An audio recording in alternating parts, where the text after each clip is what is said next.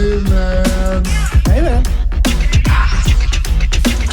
Oh yeah. Hey man. Hey man. Well, let's start the podcast. Okay. But I did shit myself in my sleep. What?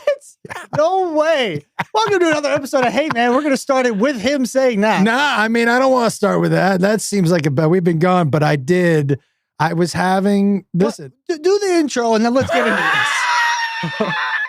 But there's something else I don't want to start the podcast. Do the intro. Hey man. Well, hey everybody. Welcome to Hey Man. I'm Josh. I'm Jacob. That wasn't even the correct intro, but what's up? It's been so long. What is it? Welcome to another episode of Hey Man. Hey Man. That's the word. Welcome to another. Womp womp. Welcome to another episode of Hey Man. I'm Josh. I'm Jacob. Hey man. What's up? So what about you shitting yourself in your sleep? Dude, I didn't even know it was possible. What do you mean? I've heard of people peeing in their sleep. I've never heard anyone shitting in their sleep. I feel like it's kind of the same principle. Have you ever done it? Shitting in my sleep or pissing in my sleep? I know everyone's peed in their sleep. Yeah. But that is, you know what's funny? Usually, if that ever happened, it was usually a dream, in my dream. Of course. I was going to the bathroom. Yeah. So was it the same principle? Did you have a dream that you were pooping and then you shit yourself? Okay. So, by the way, this valid question, I think. and this is so terrible to start the podcast with. You shouldn't have told me. But when you left Auckland that Sunday, Mm-hmm. now I will say my stomach issues were earned. Want to tell everybody how many shots of espresso I was having before noon? Oh, 8? 10. 10? Yeah, I was You would have 5 doubles before noon? Jesus Christ. Dude, I'm an all or nothing dude. But why is 10 all? Why can't like 3 or 4 be all? Because I just wanted one more every time. I would walk. You know what that sounded like? What? An addict. Of course. That sounded like me. That sounded like me. Dude, I am for sure. I have addict behavior but that's why I never got into drinking and I never got into Coke and things like that because I knew that would be a bad move for me. Mm-hmm. But I don't do anything a little. It's not like I just work out a little. I either work out like my hair's on fire or I don't fucking work out. I don't do anything a little. So I either drink coffee or I don't drink coffee. Yeah, but 10 shots of espresso seems a little much. Buddy, I'm not saying it's healthy. I'm just saying it is what it is. Just get a coffee enema at this point. It's what it turned out being. Because Reverse. you know what I would do? You would walk with me. I would buy a coffee. And as I was finishing that coffee, what would I do? Get in line to buy another coffee. And can I just say also, in Australia and New Zealand, on every corner, there was every 8 feet, there was a cafe. Got it. And I'm not talking about a Starbucks. I'm talking about just an own little small business cafe. Awesome. And so every time he would take a sip, and by the way, he could also finish his drinks in espressos, whether they're piping hot or not, in about 18 seconds. So he'll finish it, and then he'll walk by another cafe and be like, oh, you know what? I should have gotten a coffee from there. That looks good. Maybe I'll get one tomorrow. And then he finishes his drink, and he goes, well, I guess I'm getting one right now. It's like, I don't even get it. Because I wanted it more. And so I earned this. It's like and 877 cash now, but dude, coffee is for sure. I definitely feel like I was eating, we were eating curry at like 1 a.m. and all stuff I didn't do. Love it. So curry at 1 a.m. is my favorite fucking thing. I earned we had the best Thai food we've ever had. It was pretty fucking good. That place in Sydney. Yeah. Good God. What was it called? Crash Bandicoot or something? What? Hoot? No, it was Vanderflute? No. Anyways, so this is all, I know I have stomach problems and I know if I eat and drink a certain way, I'm going to get these stomach problems. But I hadn't had them for so long because I'm disciplined about what I eat and what I drink and all that stuff. So you just figured they disappeared? Nah, you know what? I was on vacation. You know what else I figured out on vacation? You have no self-control? That for sure. You have zero self-control on vacation. I also, you know what I found out I don't do on vacation as much? Shower. I'm on vacation from that too. That's not good. Nah, my vacations. You showered while I was there. I did, but not as much as usual when I'm at home. I'm on vacation from hygiene too. Because what is it? Because you're like, well, I'm not with my wife. Yeah, dude, I'm on vacation. What do I need to shower every day for? You don't need to shower every day or every other day. Sometimes well, it depends on what we do. Sometimes I don't shower every other day. Yeah. I mean, I showered after we stepped in kangaroo shit, but That was fun. yes. I got kicked by a kangaroo. You did indeed. Did we talk about that already? No, let me finish this. Okay. So here's what happened. I earned this bad stomach, but I had never had stomach like this. Like, dude, it was, I don't want to gross anyone out, but here we go. You just gotta It was pure liquid and like, you know, like, when, you know, like in Jurassic Park, the first Jurassic Park, when Newman, what was his name in the movie? Whatever. Newman's trying to escape the island and the thing goes, and then the thing goes, yeah, shoots in the face with the acid. That's what it looked like coming out of my butthole. Black? No, but that kind of splatter just. It was like when a psychologist shows you a picture and says, "What do you see?" It Yeah, kinda dude. looked like that. Let me tell you something.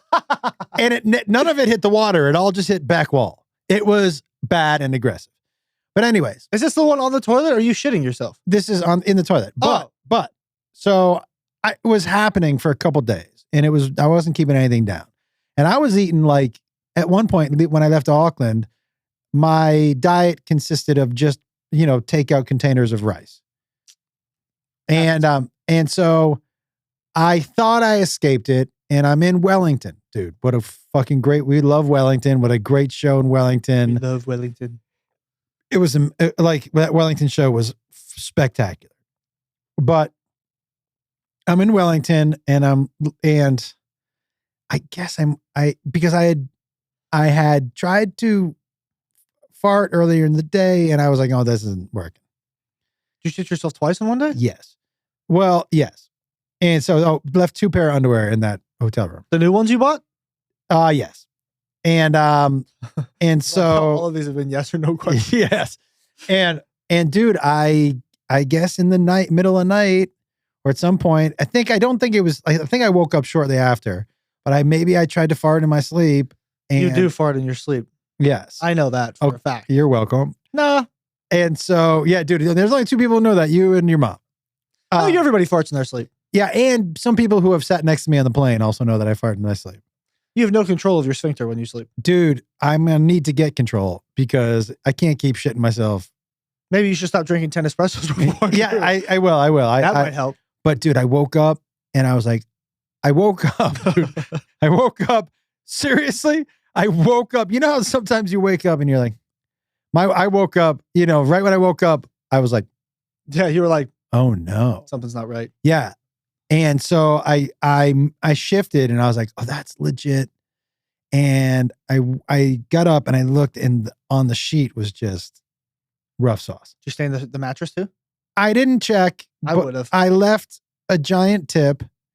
You better. And I threw out the underwear and I washed myself like just like I've never felt more dirty in my life. Just in the shower. I felt like that scene in Ace Ventura.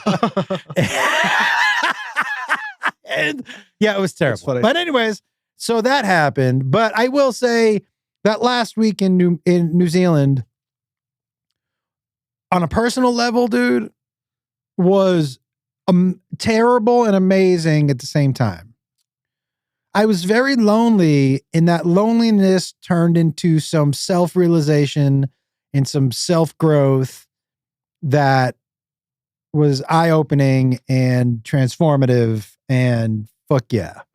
So if I feel shot out of a cannon, I hope that the things that I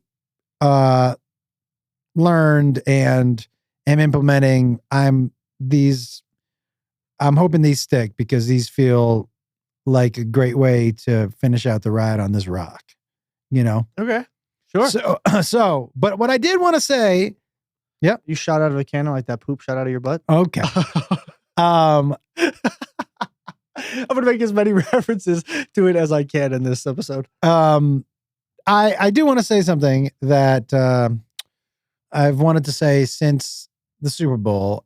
I was right about the halftime show. And let me just say this. What about it?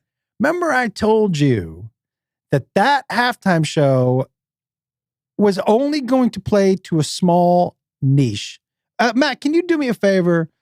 Wait a second? Can you pull up the past 15 halftime shows? Can I? Hold on. No, this is a fact about the past halftime shows. Yep. Kendrick Lamar's halftime show was the most watched halftime show of all time. Yes. Appear to a niche crowd. What are we talking about? No. Appealed. There was a group. It appealed to a small niche, and this is what I do want to say. But at the same time, what I was wrong about is it's probably the most talked about halftime show outside of Janet Jackson's nipple in the history of halftime shows. So while I was right that only a small group of people probably enjoyed it, like I didn't, it was exactly kind of what I thought it was going to be for me. I didn't love it, but because I didn't love it. It felt kind of lower energy, and I love as an artist that he didn't give a fuck. Personally, as an artist, I love that he didn't change who he was. He didn't give a fuck. He stuck true to who he is and what he does. I feel like the halftime show shouldn't be sending messages, although it sent a ton of messages. A gazillion. Yep. I just feel like the halftime show, I'm not sure that, look, you're asking me but at the same time, it is the most talked about halftime show in the history. And I have a lot of thoughts about it that aren't exactly what other people's thoughts were. But like, it's interesting that there was so much. Here's what's interesting to me, that there were so many people in the, like, calling it like, it was so, like, to paraphrase, there was a big part of the country that was just like, it was too black. A huge part of the country.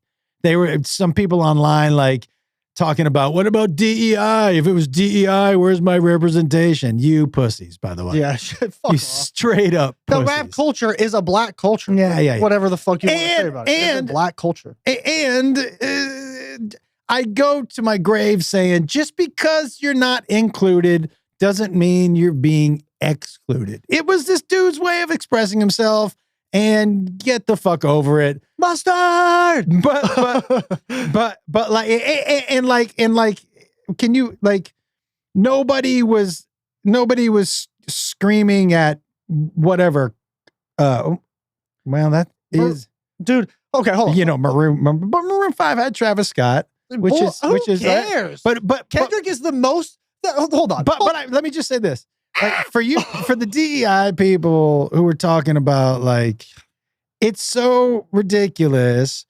If you've been anti-DEI, why do you give a fuck? Do you know what I mean? Why it seems so, everybody is so touchy and they're anti-DEI unless they're not being represented. Do you know what I mean? And it's usually only white people. Well, no, I mean, it goes both ways. There are people who talk about not being included. Right, but for the halftime show, like, who are the people screaming that? But also, yeah. Well, not usually white people, just in this particular case, white people. Right. Yeah. Okay, hold on. Let me pause. It feels like 133.5 million people is a niche group to you? No. I said a niche group was going to enjoy it. And that is who enjoyed it. A niche group. The people who are the people who like Kendrick Lamar, but even people who like Kendrick Lamar didn't love that halftime show because he wasn't playing his hits. Yeah, he played.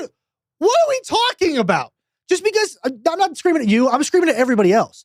He played hits off of this last album. Yeah. Just because he didn't play his hits doesn't mean anything. That's not what the halftime show's for.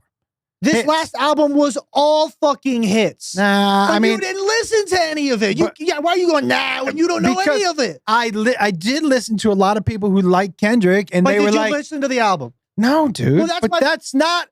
You think all the songs he played were his biggest hits off that album? No, yes, but that's not what the Super Bowl's for. It's like going to a festival and a band is like, I'm just going to play the songs I want to play. No, you're at a festival, motherfucker. We're here to hear the fucking hits. Play the fucking hits. I would and that's what disagree with Super that. Bowl halftime is. I would disagree with that. His most known songs right now, just right now, if you're going off of what's online and what's on TikTok and what is constantly being played by Kendrick Lamar for sounds, whatever people are using for their posts, whatever it is, there's not a single old school Kendrick song right now that is trending. Hold on.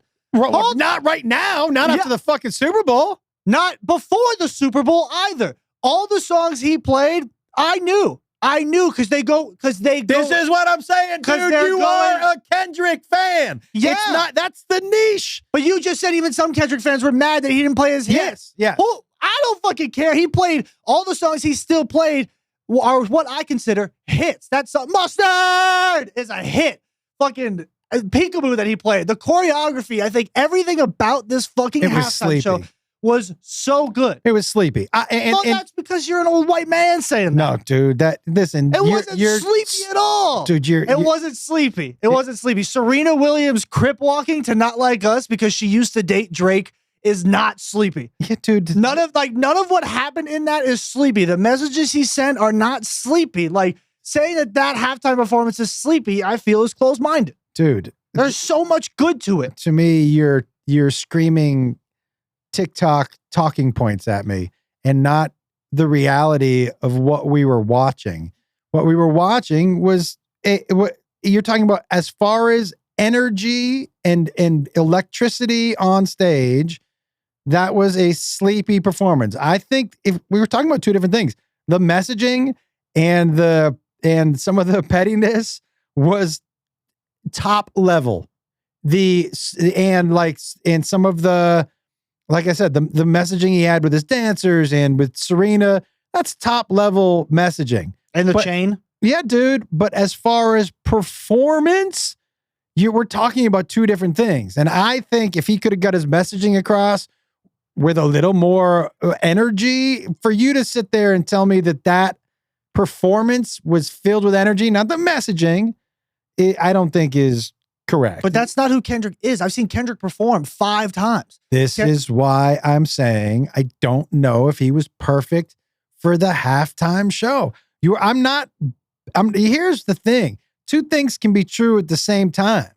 He is an amazing artist. I think his lyrics, honestly, dude, like I listened to the halftime show and then I went back and listened to some of these songs more deeply. This dude is a fucking A+ lyricist. And then I did some deep dive, like the performance he did at the Grammys like a while back. Dude, his lyrics are like A-list. He is a straight genius. Mm-hmm. That, and man, as an artist, genius. All that can be true. And I can also think, I don't think it's closed-minded to say that, and this is another thing that I have a problem in general. I don't know if it's your generation or maybe just people who think a little more, who are in the TikTok and are getting their opinions from it. You can disagree with somebody and watch a performance and not like it and not be racist and not be closed-minded.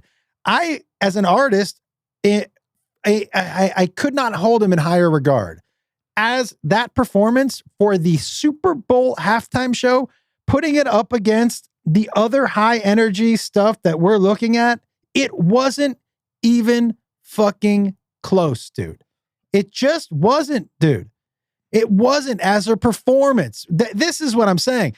It's like you can't disagree with somebody or think that something wasn't good if that person is of a different color or a different religion or whatever, without people going, well, you don't just like it. You don't like it because you're an old white guy, or you don't like it because you're not black, or you're not Hispanic, or you're not nah, man. It just wasn't as a performance and a performer. You're judging it up against all that other shit.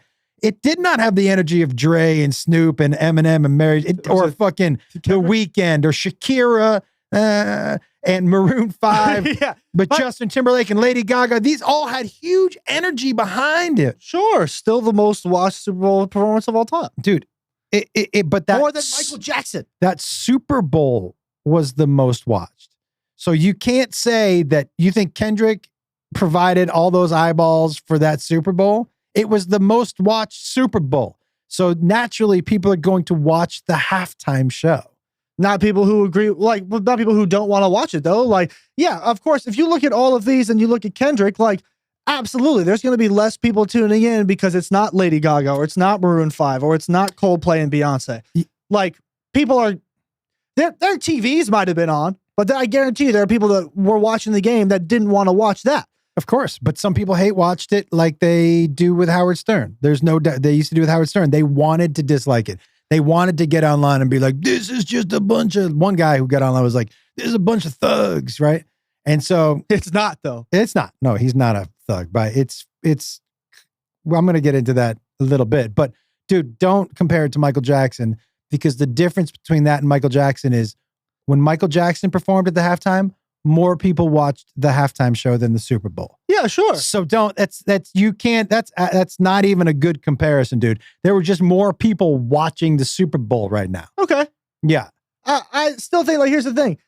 All the times I've seen Kendrick, like, I've watched all the reactions. I've watched people watching it. Like, that's for me that's what Kendrick does as an artist. He's not crazy on stage. Like, I've seen him perform multiple times. Last time I saw him was at Life is Beautiful, and he had just 4 dancers behind him the entire time, kind of doing choreographed shit. But his music still invokes enough emotion and excitement from his fans. Like, if you watch all the reactions of people watching it, it's people in their living rooms dancing and having a good time. No doubt. That's what it is. So I don't really, just because his emotion wasn't as projected on stage, I still don't think that that's a fair assessment of how good the show was. I think we're talking about two different things. And I think the halftime show is for football is an American sport. And there's a lot of Americans in America of different races, creeds, and colors. If you look at this list, it should be broader. It should be, because the Super Bowl isn't a place to be polarizing. This is my opinion. It's not a place to be polarizing. It just isn't. It's a place to have a lot. Now is when we go down there, down. I think down to the Who, Springsteen, Tom Petty. Those are all super white. Paul McCartney. But America, as you look, has started to change. But look at that: Janet Jackson, Kid Rock, P. Diddy. That didn't age well. But Shania Twain. Yeah, but you're going way far down. When you go back up, dude, you start to go back up. You look at America as this is all way more everybody. Even the Dre and Snoop and that was a bad halftime show. But at least musically, it's a broader representation. Okay, so this is all I'm saying. You are making it seem like it was great and I just don't get it. No, I get it. Dude, I get it as an artist. I get it. But it goes back to what I was saying to begin with. It's going to appeal to his fans. And what I wasn't expecting some of his fans, because I thought he would just play the hits. Now, again, as an artist, I think what he did was fucking phenomenal for him to be able to theme all that, run it all together, and then get straight petty with that smile to the camera. Dude. Say Drake. I fucking thought that was amazing. And I think he's amazing, and I think he's genius, and I think the halftime show was meh, and it would have been better for one of his concerts as opposed to something that football, and this is America watching, that should have tried to represent it be more entertaining is all I can say for a large group of people. Now, all that being said, I still feel like, though, having Kendrick, though, he still represents us, a huge community of people. Sure. And I would say, all that being said, it is without a doubt the most well-known mainstream rap beef ever. And it may be the single biggest in entertainment ding and fall from grace that anybody on the top has ever fucking had. Dude, Drake, even though he just came out with a number one. I've gone through 5 songs. The album's pretty bad. I don't know. I don't know. But I think it went number one because people were wanting to hear if he came back. And he didn't. It's funny. Like, there's a reason it took me a second to listen to it. It's been a couple days. There's a reason it took me a second to listen to it. Everyone's like, oh, I want to hear what Drake has to say back. And I'm like, guys, do you see who the collaboration is with? The collaboration is with an artist called Party Next Door.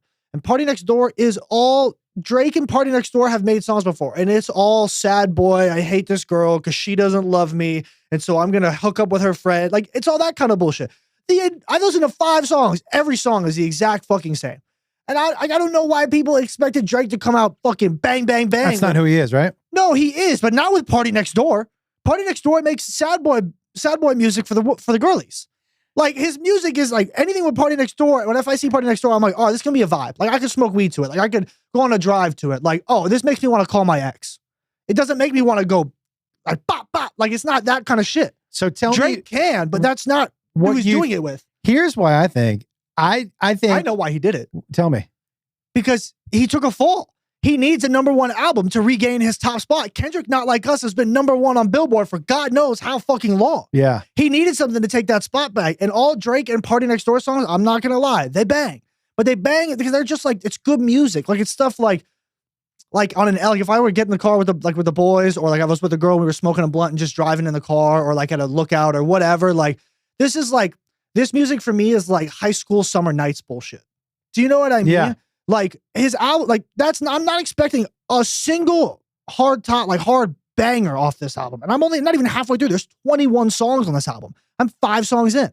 And I'm not expecting fucking anything like that. But the reason he needed to get with Party is so that he could hop up above Kendrick again. Because him and his songs with Party they're good. But they're not like. But I will tell you, like, as somebody who's way on the outside, right? Yep. I wanted to hear him clap back. Why? All of us did. Why do you think he didn't? Because he can't. He can't top what happened to him. I think he did clap back after Not Like Us. Like, so I have to go back and look. But the beef started like, it was a song called First Person Shooter Mode. Yeah. Where it was Drake and J. Cole, right? And then J. Cole said we're the big 3, like we started a league. He's like, in the line, he says, I don't know who's the best. It's me, Aubrey, which is Drake's real name. Yeah. Or K-Dot, which is Kendrick. K-Dot was his like original name before he became Kendrick Lamar. Yeah. And then Kendrick came out on a song with Future and a producer called Metro Boomin called Like That. And he said, there is no big 3. It's just big me, you a bum. And he shot back at Drake and J. Cole. And then it kind of went back and forth. I remember J. Cole bowing out of it. J. Cole bowed out of it after he dropped the 7-song EP. J. Cole dropped 7 songs. I remember we were on tour somewhere, remember? And you were with Mom and I was out on the balcony with my headphones on because I had to listen to every single song. Yeah. So the song he released was called 7 Minute Drill. But the album that he released was called Might Delete Later. And what he did is after he dropped the 7 Minute Drill, it was never really shots at Kendrick. The whole album had little hits here, little hits there.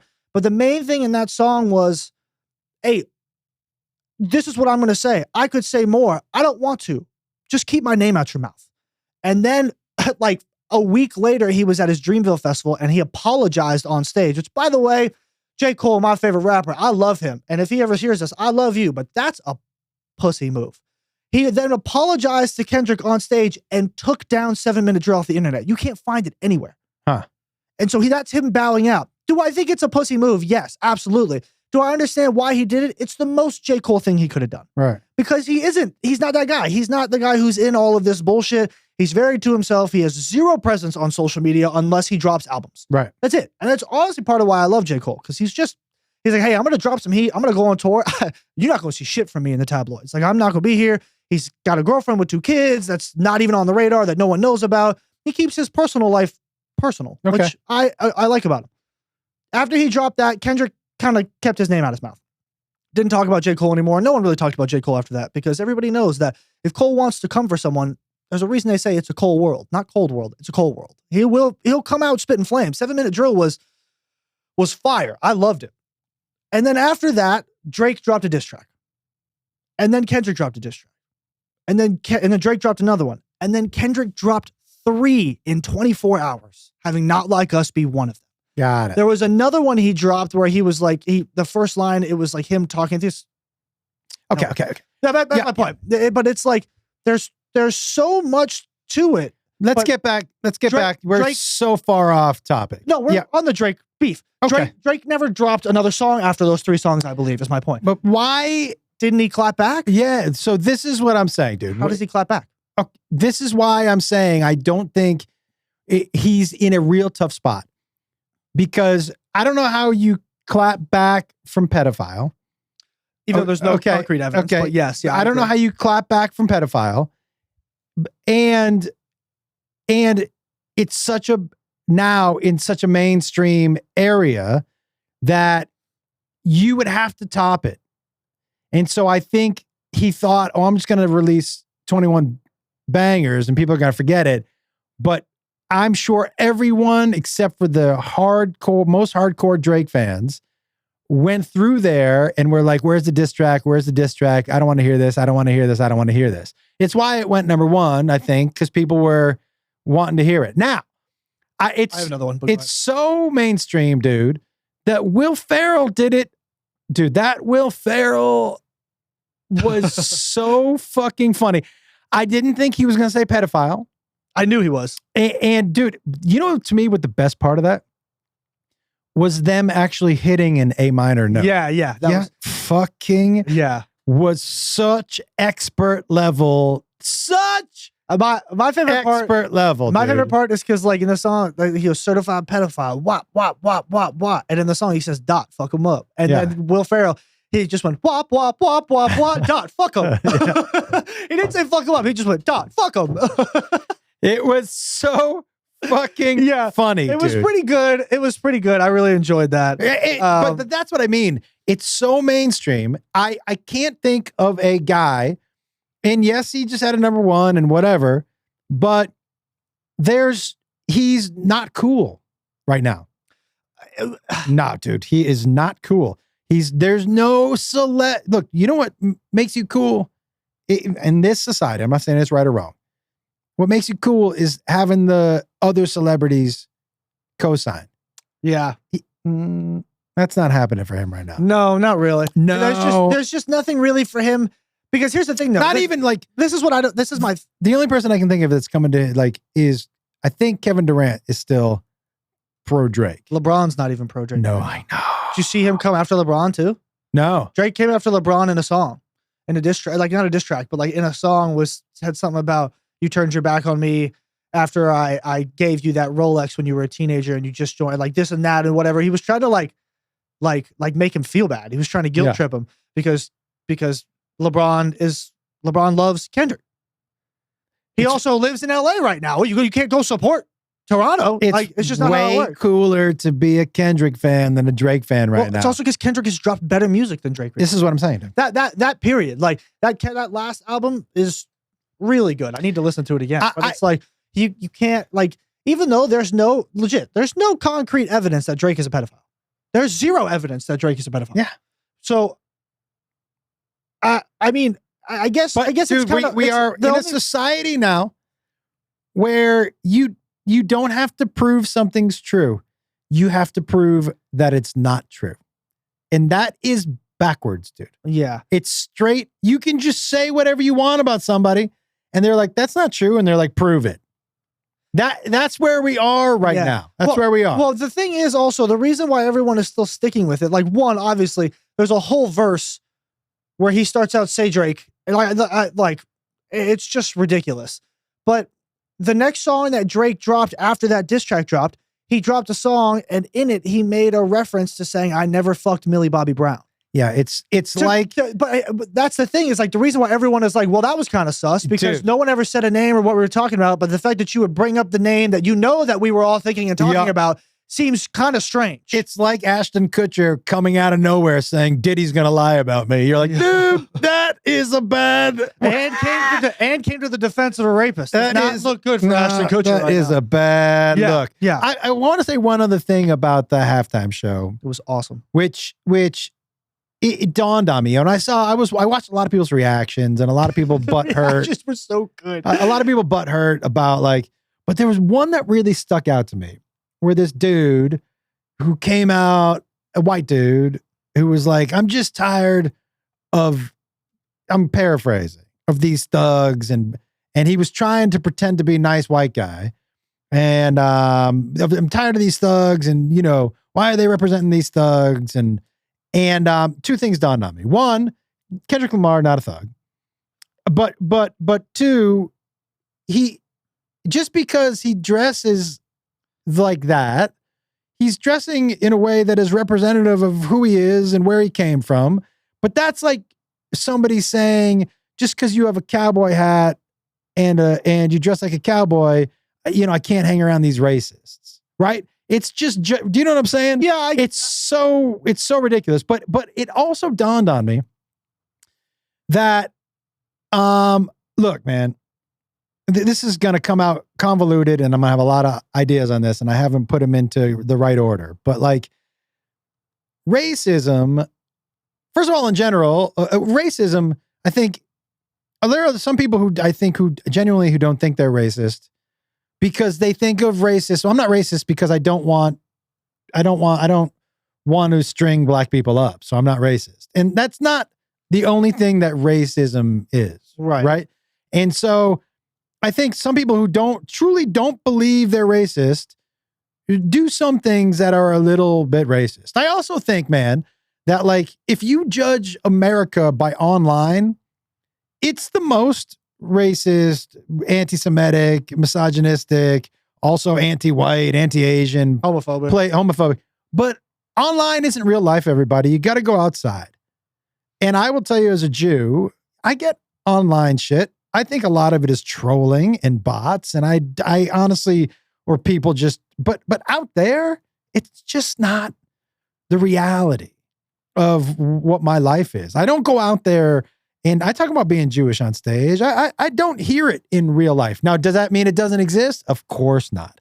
Does that mean that there isn't people out there doing anti-Semitic, racist things? Of course not. But I think two things can be true at the same time. And like, I'm tired. There's racism everywhere. Mm-hmm. Is America the most racist country in the world? I don't know how to judge that. I don't know how to judge that. Okay. Is there racism? Yeah. But you know what else is true about America? It's home of the most influential, powerful black people on the planet. Yep. Right. And so two things can be true at the same time. Is there racism here? Yes. But is it also probably, if you, as a black person, the best place to live? The place with the most opportunities for get ahead and for a better life? I don't know of a better place. I don't know of more powerful, influential, I don't know a country that has more powerful, influential black people. I would tell you the most popular, probably well-paid spokespeople in the country are Snoop and Kevin Hart.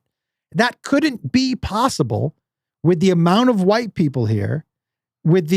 Advertising people aren't stupid.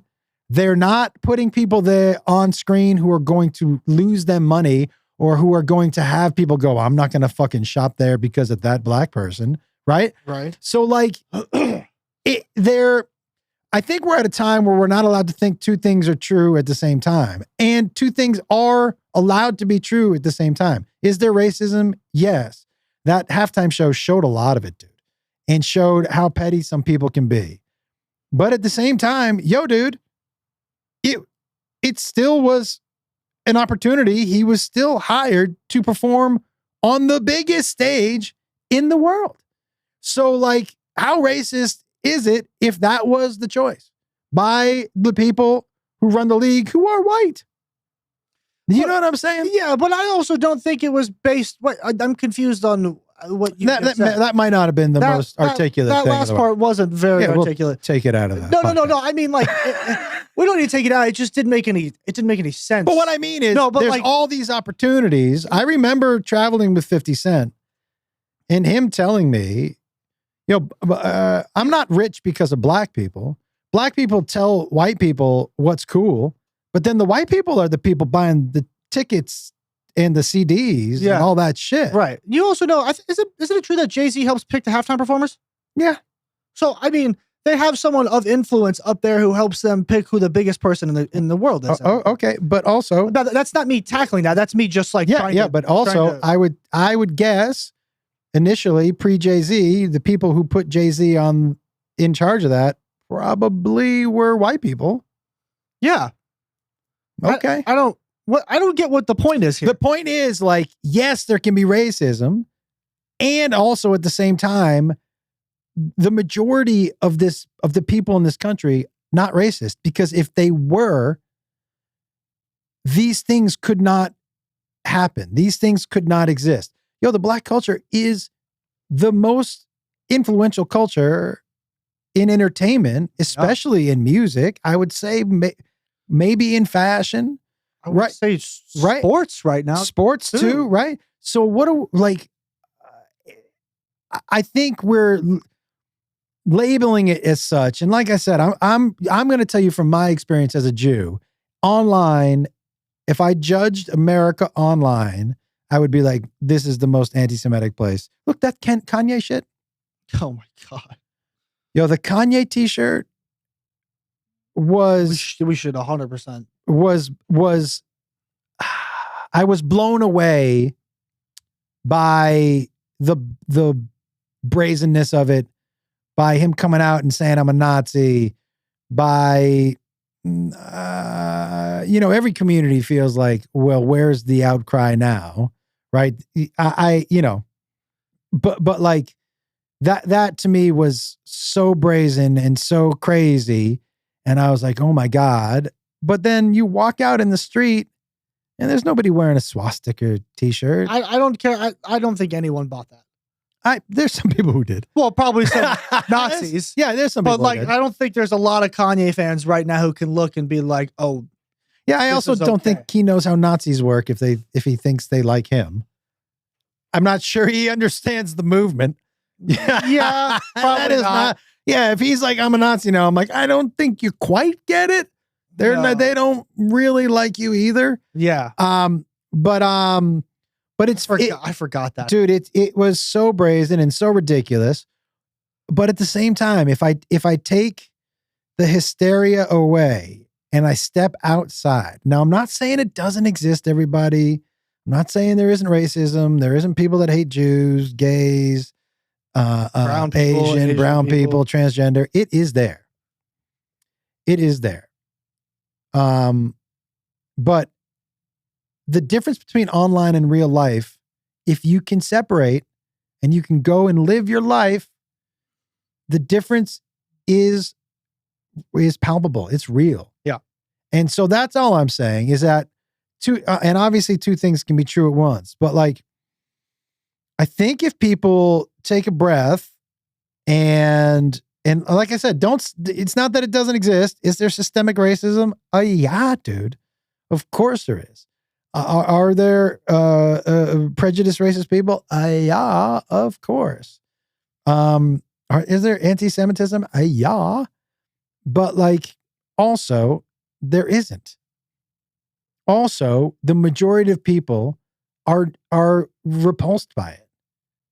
Repulsed. Mm-hmm. And so I just think we have to remember with everything, even there was room for two things to be true at once. One of the things that I hate about the culture we're in right now, politically, let's just land on that, is that you're either you like everything somebody does or you're not on that fucking team. And that to me is a cult. Like if you look at the present administration, dude, there are some things that I'm like, yeah, I actually can kind of see that. But there's a bunch of things where I'm like, this seems to be a little out of control.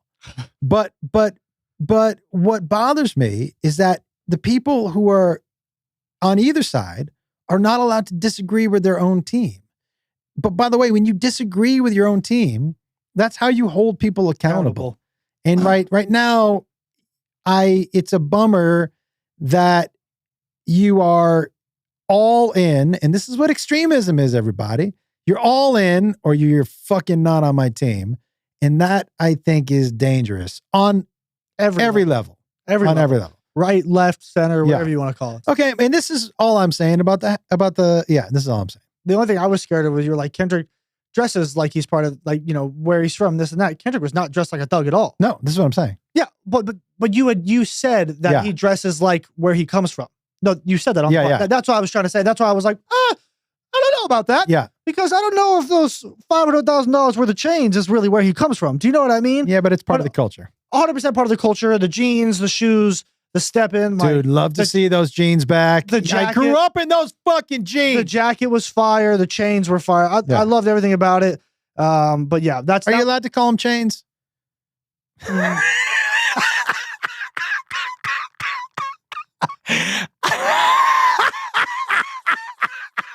I mean, it seems a little, if anyone, I'm not sure you can call them chains. They call them chains.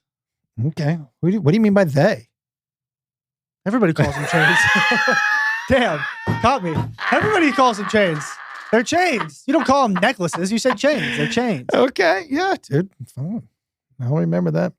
Did you watch the SNL 50? No, I watched some highlights. I didn't watch all of it. Dude, my favorite part, the Ryan Reynolds, Blake Lively. Yep. Can I just say, and I'm happy to be able to say this finally, because it's like, okay to, no, let me just rephrase it. I'm happy he's being seen more for who he is. There's been stories about him for a while. I know one personally that I'm not allowed to talk about because it's not my story to tell. And you know me, dude, I'm not telling other people's stories. Yep. But I know somebody who was done a real dirty by him, and who he was supposedly best friends with at the time. Real fucking dirty. And one day they were best friends, and the next day Ryan Reynolds did something real dirty, and they never spoke again. Huh. He reached out to him. Ryan Reynolds never reached back. No explanation. Just did him fucking dirty. Now, I know TJ Miller has had some beef with Ryan Reynolds about getting kicked off of Deadpool. To be fair, some people have also had some things to say about TJ. Yep. And all these things coming out about Blake Lively. Here's what I don't like. I don't like bullies. Yeah. And they seem to be bullies of the worst kind. They're smiling bullies. And a smiling bully dude is a real asshole. At least own it. At least fucking own the bully. Look, dude, just show me who you are. I will say this about Trump, dude. Trump is a straight up bully, but he's not hiding it. Yeah. He's like, listen, dude, you're going to do what I say, or I'm going to, fuck your mother. Probably not fuck your mother, but you know what I mean? And so I don't like bullies, man. And these two are straight up fucking bullies. If you read all the stuff, dude, what they seem to have forgotten is that this isn't 20 years ago where you can just say something and nobody can research it. There's no receipts. There's digital receipts. Dude, they had sent notes or whatever to the New York Times. I think it was the Times that did the article or a post, but that were under the heading "Smear Justin." Dude, these two have been conspiring to smear this dude and to take him down because they're powerful people. And that thing last night on SNL, or I watched it last night, where they were going into the audience and asking questions. That was by the way, that was last night. Was it last night? Yeah. By the way, Sunday, dude. Yeah. By the way, what a fucking who's who and such a cool event. It was so cool. And I don't think there'll ever be anything like SNL ever again. 50 years in, even the young kids now, it means something to host SNL. Yeah. Even the young performers now, it means something to be a musical guest on SNL. Sabrina, I think it always has, though. But this is what I'm saying. For 50 years, there will never be anything like that again that is culturally relevant for 50 fucking years, where anybody who's ever been quote unquote cool has wanted to be on that show, host that show, be a musical guest on that show. Yo, dude, to have Paul Simon and Sabrina Carpenter sing a song together is so mind-blowing. That was a very funny line. He said, did you hear it? He said, I performed this in 1976. And she goes, I wasn't born in 1976 and neither were my parents. I was like, yeah, damn. That's pretty funny. Yeah, it was so funny. Wait. How old is Sabrina Carpenter? 21, something like that. 20, 21. Yeah, okay. So Her parents are young. yeah, man. Holy shit. I mean, but look, yeah. You're not. Fuck off. So Get fucked. but get fucked. No, you get fucked. So, but dude, that whole thing, but they, the Tina Fey and Amy Poehler were going to the audience and taking questions. And Ryan Reynolds stood up. This was funny, man. And he was like, hey, Ryan Reynolds. And they said, how you doing? And he said, good. Why, what'd you hear? Yeah, I saw that. I saw the clip. Super funny, man. And he's such a charming guy. But I think the jig is up. I don't think Blake Lively will ever fucking work again. The things that are coming out about her and what she said, that she signs on to projects knowing that she's going to want to try to change them. She's gotten makeup artists fired. Some of the things that are coming out. She seems real mean girl. And look, I'm not a dude who likes to judge just by what I read on social media and all that stuff, but there's a lot I'm gonna hear. Yeah. She seems real mean girl, and I'm super glad that it seems like she's gonna get what she fucking deserves. Now she's got $1 gazillion, but I think being popular and being liked might be more important to her than having money. And so I would be happy. Do you expect an apology? No. Well, then how is she going to be liked again? I think everybody likes a comeback. Maybe. I do think that listen, I'm going to go ahead and predict. Okay. I don't think their relationship lasts. Ooh, interesting. I think they're going to start to blame each other because I think they're both going to take a hit. He doesn't look too good in this either. Do you think that one wants to make an apology and the other doesn't, and that's why they split? Look, I know. I think they'll start to blame each other for how it went down. Interesting. I do. And so, and like I said, it seems like their MO is to butter people up, and then use them. You think, oh, these people love me. Of course they're good people. They love me. But they have like a 3 or 6 month plan out of how they need you to use you. Yeah. I've the Johnny Depp Amber Heard thing. They both seem to be fucked up, and that was entertaining to watch, and human poop on the bed and all that stuff. That's always fun. But my favorite is the Jason Momoa Skype interview. With who? When he's a witness on the stand, but he can't be there because he's filming something somewhere else. And they do this clip and they ask him a question and they go, do you know the woman over there? And he goes, oh, I know her. And Johnny Depp's just laughing over at his table. It's super funny. But they're like, Mr. Momoa, this is serious. He goes, yeah. Right. he goes, yeah, sorry. And Johnny Depp is cracking up. It's pretty funny. So that one, and Johnny Depp, listen. Not a good dude either. No, I didn't say he's a bad dude. I didn't say, but he. No, but also there were things that came out where you're like, okay. There were things he said about her, which was very out of pocket. So same with her. No, I'm just agreeing with you. On both sides, there were definitely things that were said. But he was not an abuser, right? No, but I mean, physically, no, but maybe verbally.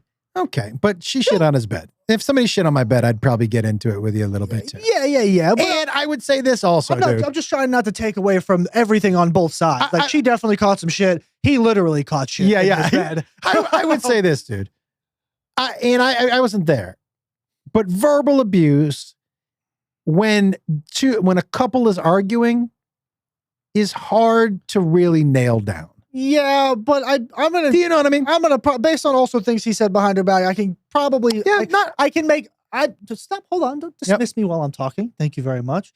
You could probably make an educated assumption that there were probably other things said not during arguments towards her that would probably equal her shitting on his bed. Yeah, dude. And I'm not exonerating him. He was a heavy drinker and, all that stuff. And so I'm sure he said some shit.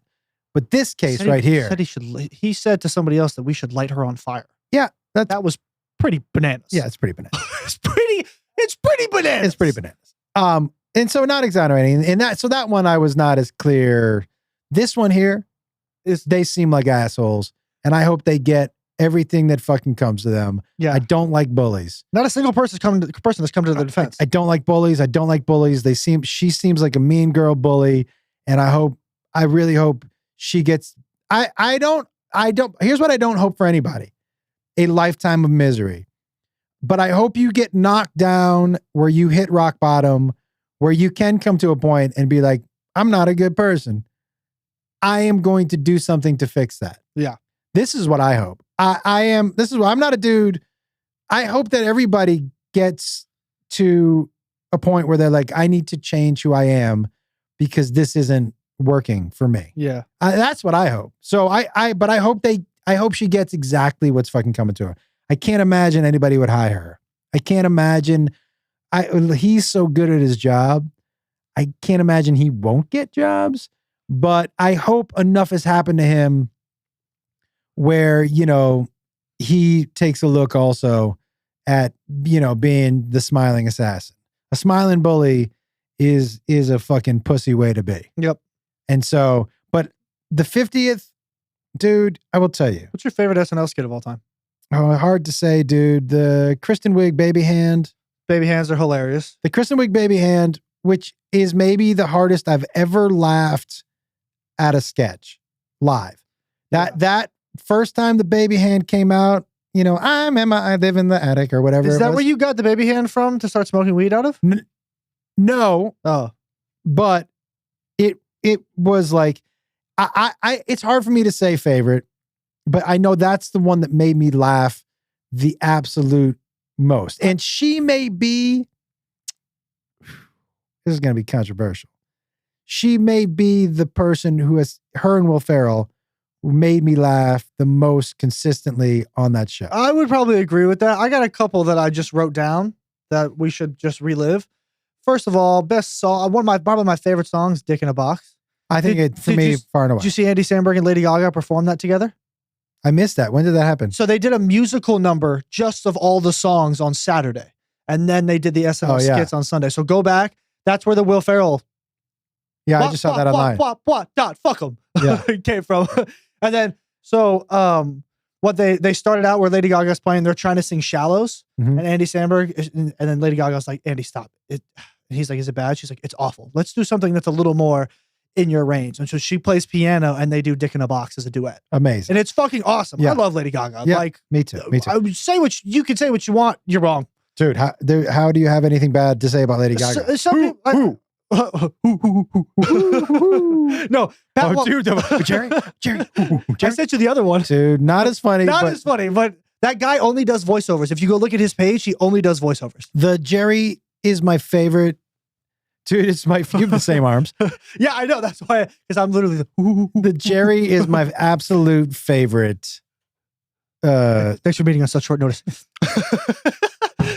Jerry's been on my case all day. He keeps telling me to quit monkeying around. I'm a literal monkey. Ooh, Jerry, you never saw me. I gotta run. You never saw me. It's pretty funny, dude. I laugh every time I watch it. Every fucking time. It's my favorite internet video ever. I literally have the same arms. It's like, oh, dude, so good. Yeah. Thanks for meeting me. Thanks for meeting me on such short notice, and then just inhales a fucking grape is the funniest fucking thing. Oh Where was I on that? No. Dick in the Box, your favorite song, my favorite song too. Oh, the thing about Lady Gaga is like, obviously, like back in the day when she first hit the scene, she had some questionable looks. Just like red carpet looks. Just like that was, I remember the meat look. I love it. No, I looking back on it now, she's iconic. But I remember seeing her when it was like, I was like middle school when she hit the scene. Yeah. I remember seeing her going, this woman is fucking batshit crazy. I loved it. And I look back on it now and I'm like, that meat dress is fucking, somebody was like, you think they saved it? And I go, do you think they wanted to give everybody E. coli? Like, no, they have to put the whole thing in the fucking freezer. Like, you could raw make meat jerky out of it. That would be a much smaller outfit. Lady Gaga jerky? What a great idea for her based on her meat dress from 2007. Dude, I don't know 2007? if you're an artist. I don't know how you have anything bad to say about Gaga. No, it's what I would say about Kendrick Lamar too. Anybody who is entirely themselves all the time and just expresses themselves for who they want to be in the moment, I am 1,000 on 100%, 1,000% on board for authenticity. 100% 10 toes down. It's what I like about Miley Cyrus, man. Yeah. Authenticity. Okay, so song-wise, I can't really... I mean, I could go into Lonely Island, but they kind of did their own thing from... Ticking the boxes, without a doubt. 100%. Another one for me is What's Up With That with Keenan. What's up with that? So you're on sketches. We're on sketch now. The only song that I can really think of that is my favorite of all time is Dick in a Box. Yeah. There's nothing else that really like comes to mind right away. It's my dick in a box. It's hard for me to pick sketches because I would need to sit down, but What's Up With That has always been one of my favorites. I went through a couple of them last night. Like I was like, give me I went online. I was like top 50 best SNL skits of all time. The SNL the show was and people online are so hypercritical. It's hard to make a show like that. People are like, well, I didn't laugh at this, I didn't laugh at that. You're never gonna laugh at everything. There's no way. But Eddie Murphy doing Tracy Morgan in front of Tracy Morgan was fucking hilarious. Yeah.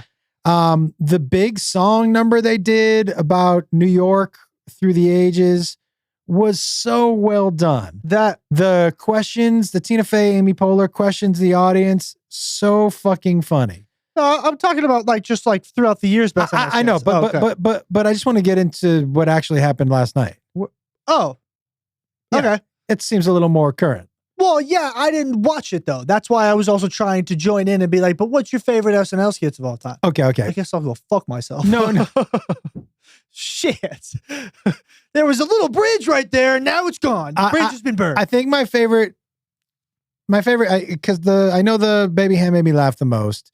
It's hard for me to get into what my favorite sketch is because I sometimes I'm a prisoner of the moment. I think the early sketches, like the first year, I think there's a lot of nostalgia attached to them. I don't think they're as laugh out loud funny, but there's a lot of nostalgia attached to them. But I think if you go back to anything like, the Debbie Downer sketch, super funny, where everybody was laughing. But if I go with, for me, off the top of my head, I can give you top two. Okay. Baby Hands and Van Down by the River. I don't think I know that one. Chris Farley. Oh, if it's Farley's, Farley's way before my time. I haven't seen a lot of those. Dude, Chris Farley, I live in a van down by the river. I again, if you're talking about me watching live, what made me laugh, that sketch, dude, it was uncomfortably funny.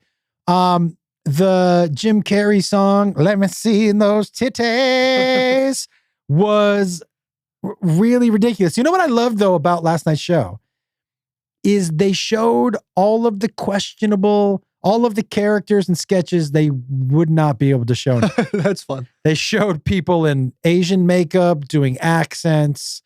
They showed, it was like really, and Tom Hanks introduced it. He called it in memoriam, not for people that are dead, but for sketches we're not allowed to do anymore. Wasn't he on Black Jeopardy in a MAGA hat?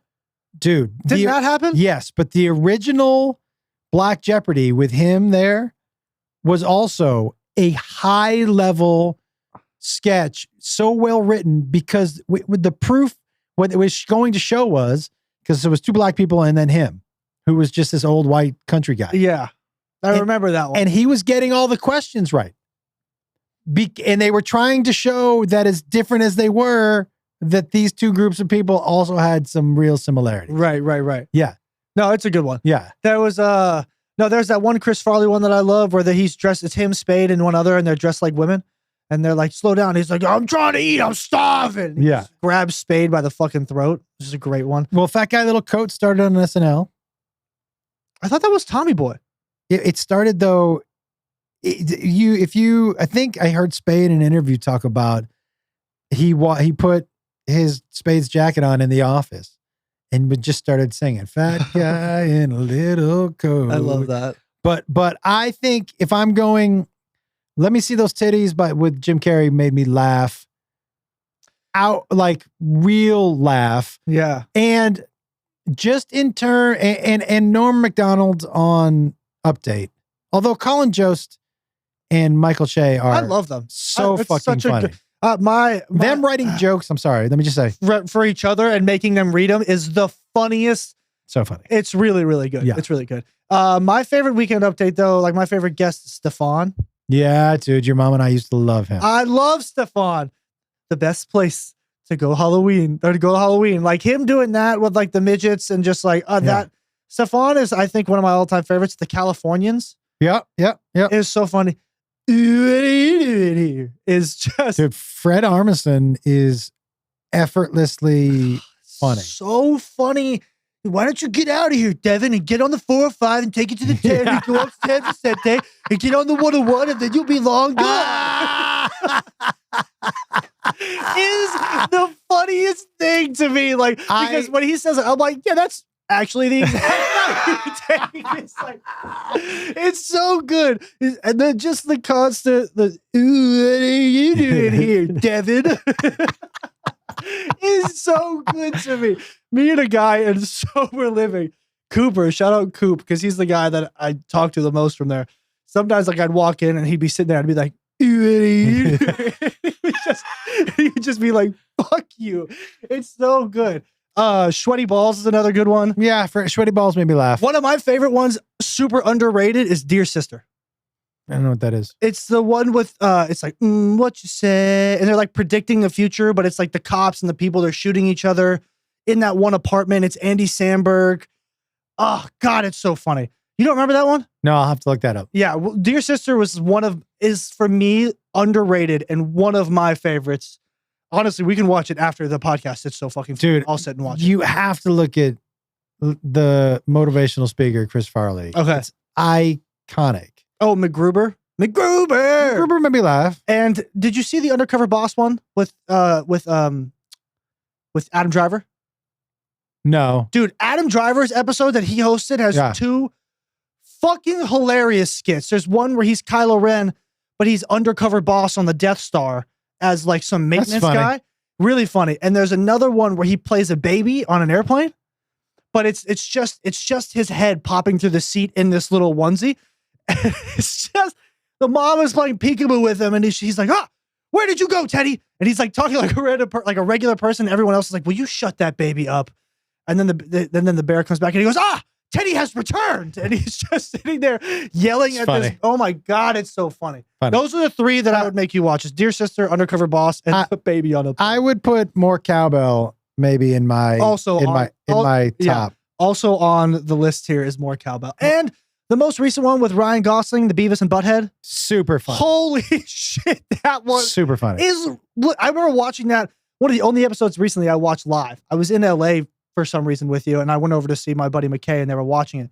And I was sitting there legitimately laughing my ass off. Like, but that had no reason to be that funny. If something bad comes out about Ryan Gosling, I'm going to be so upset. Me too. So upset. Even though people don't think he's handsome. I mean, his charm comes through, but if it was just, his eyes are pretty close together, like in a Channing Tatum kind of way. No, he's better looking than Channing Tatum. Yeah, Channing Tatum. Look, if you told me Channing Tatum had a little Down syndrome in his family, I'd be like, yeah, okay. I could see that. If you could tell me that, like somehow, some way, Shane Gillis and Channing Tatum were related, I'd be like, not that far off. Not too bad. It's like one was a lot more successful. One played sports. One was a class clown, but closely related. Yeah, I would say they both are very successful. Yeah, but they're Downsy. Definitely. Yeah. Listen, everybody. First of all, April 2nd, I am shooting my special in Nashville, 2 shows. Crazy guests coming through. It's a comedy music show It is going to be a fucking straight banger. I'm building out the stage down there in Zany's a little bit. I like performing there because people are right up on top of you. You're gonna want to get your tickets now for this show. These shows are gonna sell the fuck out. Correct. I have the dates pulled up. You want me to do it? Yeah, go ahead. You want me to see if you can do it? But yeah, and then can't believe. Yeah, go ahead. As always, comedianjoshwolf.com for tour dates and tickets. This weekend, we will be in Fargo, North Dakota, and Bloomington, Minnesota. Well, on that same note, not super excited to go up north for the winter because it's supposed to be -11. Dude, Thursday in Fargo, -11. Come out to the show. What fucking else are you gonna do? Yeah, there's nothing you guys do up there. So, but here's the thing: you and I would be hibernating like bears. They go out, dude. And do what? I don't know. What is there to do at -11? You know what there is to do at -11? Sitting inside. You know what I call this season? Not going outside season. That is not great promotion for the show. So let me take over from here. I'm saying for me, but they're used to it. This is what I'm saying. Yeah, I grew up in California. Anything below 50 is freezing for me. Guys, come out to the show. The shows, I want to tell you this right now. The shows in Australia and New Zealand were fucking so good. The crowd's so good. What Jacob and I are doing on stage right now is really fucking good. And a lot of it, dude, is because you are getting so much better as a comic. Thanks. So these shows have been amazing. Thank you to everybody who's been coming out. Make sure you come out and check them out. Fargo, North Dakota, this weekend on the 20th. Bloomington, Minnesota, February 21st, 22nd. That is at the House of Comedy in the mall. We're back there? Me, Jacob Wolf, and Lee Sayat. Friday night mushroom shows are back in effect, everybody. I got my mushrooms last night. They look fucking crazy. I'm going to go over 3 grams this weekend. But didn't you want to... Wait, hold on. We had a deal about that. Not a deal, but we had a plan about that. What? Go over 3 grams? You want to try and say grams one more time? Grams? You looked like you had a little stroke when you did it. Anyways, we'll pull the tape back up. No, remember the last time you were like, oh, I took less than 3, but I was really high because I took like a 2 or 3 week break. Yeah. And so you're not going to do that this time. You're just going to jump right into above 3 grams? Yeah, I think it'll make a good clip. Okay. Every Monday we're here at Kimmel's Comedy Club, so come see us. Also, that Bloomington, Minnesota show, that was the first place I ever went on stage. That's right. So come see us. It's going to be a great time. We haven't been there in a cool minute. Yeah, it's going to be great. Bloomington, Illinois, February 26th. Hobart, Indiana, February 27th. And Janesville, Wisconsin, the 28th through March 1st. Denver, we're there 6th to the 8th of March. Fort Worth, Texas, the March 13th through 15th. Come with me. My birthday is the day after, or 2 days after we leave. So come see us. We were there last year again for that. Lutherville. No, Magoobies. It's basically Baltimore.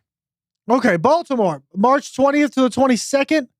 And then the special, like he said, we have a break that week from the 24th to the 31st of the last week of March. We're not touring.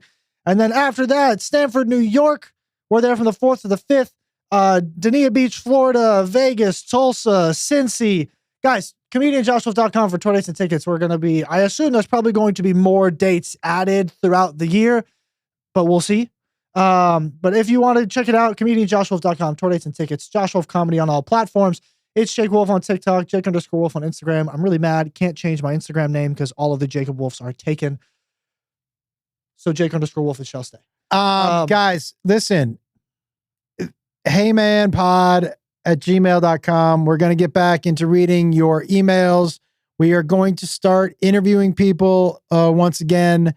But we would love your emails, questions, advice, about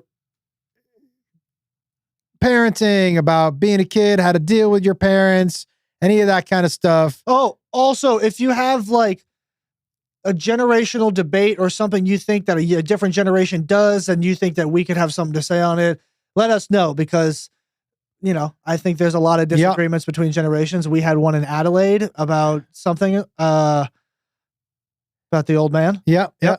His fault. And yeah, so there's a lot of things that we disagree on. I know it looks like a lot on the surface that we just agree about everything. Not true. There's a lot of things I disagree with him on, in all honesty. He's basically saying he's wrong a lot. But Hey Man Pod, that's man with 3 A's. Nothing to throw. heymanpod@gmail.com. Send your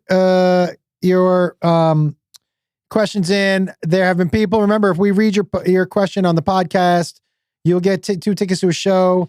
I just talked to somebody who we read with one of their questions. We're gonna give him 2 tickets down in Fort Worth. I think his name is Brandon. Also, man, just remember, if you see me on your schedule, I give away 10 tickets every show to people, single parents who can't afford tickets, people who want to bring their kids who can't afford tickets, people going through a rough patch who can't afford tickets. I have been there and have been one of you, and I'm so happy to give back. So remember, you might as well ask. If I don't get back to you, that means I've given away the tickets, but I might get back to you and you might get tickets. So, Hey Man Pod, 3 A's on man @gmail.com. And guys, Jacob Wolf, this trip to Australia and New Zealand was so special. Legit. It was a good time. Yeah, it was so good to kind of connect with you on those 2 weeks. So I had such a good time. Guys, I'm having a great time connecting with you guys out on the road. Come see us. Huge things happening. And the special on April 2nd is where we're going to start. If you come to the shows in Vegas from here until then on Mondays, you're going to see me working on the special. It is a comedy music special. So if you want a preview, you're probably going to see a bunch on the road too. If you want a preview of what's going down, come to the shows. You got anything else? That's it for me, man. And as always, tell somebody you love them today. Do something nice for someone. We'll see you next week. Hey, everybody. Love you. Hey, if you like this podcast you just watched, you're going to love the one I'm popping up in your face right now. Check it out.